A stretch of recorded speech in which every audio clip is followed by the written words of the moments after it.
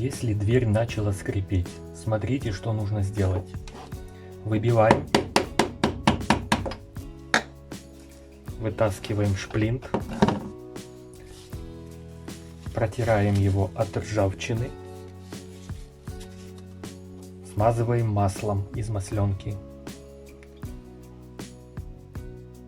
Хорошенько со всех сторон, но не сильно много, чтобы не пролилось.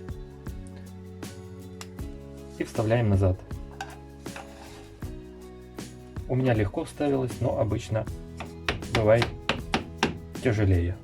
Все, порядок.